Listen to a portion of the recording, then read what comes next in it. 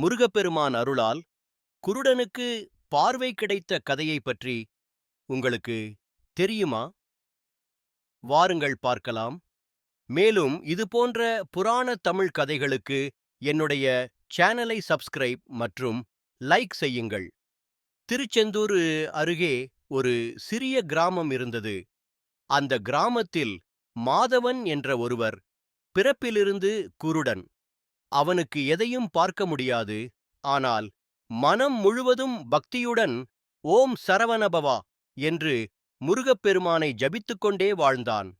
அவன் தினமும் ஒரு சிறு வழக்கமாக அவனது தாயார் வழிகாட்ட கடல் கரையில் அமர்ந்து முருகப்பெருமானின் திருச்செந்தூர் கோவிலை நோக்கி பிரார்த்தனை செய்வான்.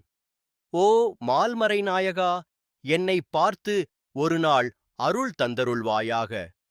அவன் இவ்வாறு பிரார்த்தித்துக் கொண்டிருந்த நாட்களில் ஒரு நாள் ஒரு அதிசயம் நடந்தது. கடல் அலைகள் மெதுவாக வலுப்பெற்று வானில் மின்னல் போல ஒரு வெளிச்சம் பளிச்சென தெரிந்தது. அந்த வெளிச்சத்தில் ஒரு அழகான வடிவம், கையில் வேலுடல் முருகப்பெருமான் தோன்றினார்.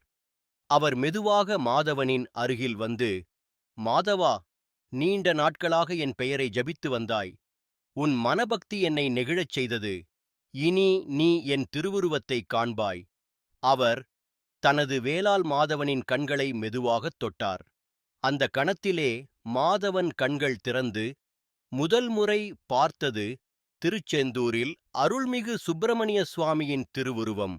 அவன் கண்ணீர் மல்க, சரவணபவா, நீயே எனது வாழ்வு என்று கூறி மண்டியிட்டான். அதன்பின் மாதவன் தனது வாழ்நாளை முழுவதும் முருகப்பெருமானின் திருவிழாக்களில் சேவை செய்து பக்தர்களுக்கு உதவி செய்து வாழ்ந்தான்.